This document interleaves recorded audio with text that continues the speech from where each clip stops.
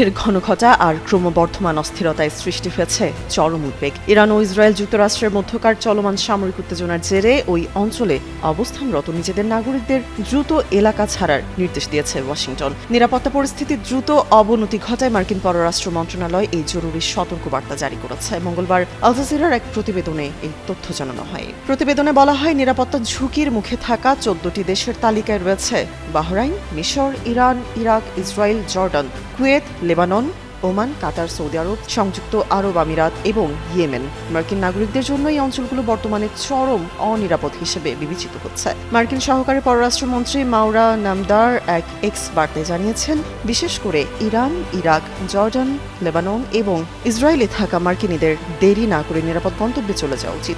জীবন বাঁচাতে যেভাবে সম্ভব দ্রুত এসব দেশ ত্যাগ করার পরামর্শ দেওয়া হয়েছে। মূলত সম্ভাব্য বড় ধরনের কোনো সংঘাতের মুখে নাগরিকদের সুরক্ষা নিশ্চিত করতে এই কঠোর পদক্ষেপ নিয়েছে দেশটি। মধ্যপ্রাচ্যের আকাশে এখন শুধু গোলা বারুদের গন্ধ। যুদ্ধের ধোঁয়ায় আতঙ্ক ছড়িয়ে পড়েছে জনজীবনে। চলমান যুদ্ধের মধ্যেই নতুন করে উত্তপ্ত হয়ে উঠেছে পরিস্থিতি। বাড়ছে আঞ্চলিক সংঘাত ছড়িয়ে পড়ার শঙ্কা। এই প্রেক্ষাপটে আরব দেশগুলোর উদ্দেশ্যে আশ্বাস দিয়েছে ইরান। দেশটির পররাষ্ট্রমন্ত্রী আব্বাস আরাকচি জানিয়েছেন, যুদ্ধ চললেও ইরানের লক্ষ্য আঞ্চলিক কোনো প্রতিবেশী দেশ নয়, বরং চলমান সংঘাতের মধ্যেই ইরান কেবল যুক্তরাষ্ট্রের সামরিক উপস্থিতিকেই লক্ষ্যবস্তু করছে। মঙ্গলবার রাষ্ট্রীয় গণমাধ্যমে দেওয়া এক সাক্ষাৎকারে তিনি বলেন, ইরান প্রতিবেশী দেশগুলোর বিরুদ্ধে কোনো হামলা চালাচ্ছে না। তার দাবি, মার্কিন সামরিক ঘাঁটিগুলোই ইরানের হামলার মূল লক্ষ্য এবং মার্কিন সেনারা অবস্থান বদল করলেও হামলা থেকে রেহাই পাবে না। যুদ্ধ চলাকালীন এই পরিস্থিতিতে আরাকচি আরও অভিযোগ করেন, কূটনৈতিক আলোচনা অব্যাহত থাকা সত্ত্বেও ইসরায়েলের সঙ্গে মিলে বিমান হামলা চালিয়ে যুক্তরাষ্ট্র কূটনীতির পথকে দুর্বল করেছে। সতর্ক করে তিনি বলেন, এভাবে সংঘাত অব্যাহত থাকলে পুরো মধ্যপ্রাচ্য আরও বড় অস্থিরতার দিকে এগিয়ে যেতে পারে। ইরান ও ইসরায়েলের চলমান সংঘাত গভীর থেকে গভীরতর হচ্ছে। এরই মধ্যে ইসরায়েল ও মার্কিন যুক্তরাষ্ট্রের হামলায় ইরানের সর্বোচ্চ নেতা আয়াতুল্লাহ আলী খামেনির মৃত্যুর খবর নিশ্চিত হওয়া গেছে। ধারণা করা হচ্ছে এর ফলে আরও ঘনীভূত হবে যুদ্ধ পরিস্থিতি। যুদ্ধের ময়দানে সমরাস্ত্রের মধ্যে ভয়াবহ নাম কামিকাজি ড্রোন।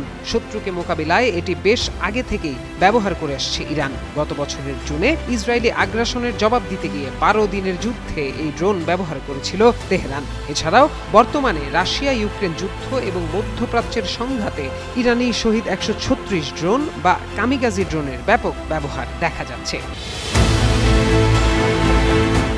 কামিকাজি ড্রোন হলো এমন এক ধরনের বিশেষ ড্রোন বা চালকবিহীন বিমান যা লক্ষ্যবস্তুতে সরাসরি আছড়ে পড়ে নিজেকে ধ্বংস করার মাধ্যমে বিস্ফোরণ ঘটায়। একে সামরিক পরিভাষায় লোইটারিং মিউনিশন বা আত্মঘাতী ড্রোন বলা হয়। সাধারণ ড্রোন হামলা চালিয়ে ফিরে এলেও কামিকাজি ড্রোন শুধু একমুখী অভিযানের জন্য তৈরি। এটি নিজেই একটি শক্তিশালী বোমা বা মিসাইল হিসেবে কাজ করে, হামলা করে নিজে ধ্বংস হয়ে যায়, ফলে আর ফিরে আসে না ড্রোনটি।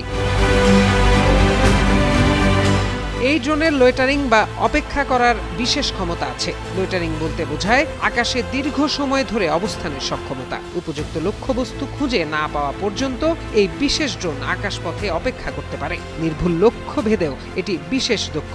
জিপিএস সেন্সর বা রিমোট কন্ট্রোলের সাহায্যে এটি অত্যন্ত নিখুঁতভাবে লক্ষ্যবস্তু শনাক্ত করে সেটিতে আঘাত আনে। কামিকাজি ড্রোন প্রথাগত মিসাইলের তুলনায় সস্তা, এমনকি ছোট আকারের হওয়ায় রাডারে ধরা পড়াও কঠিন।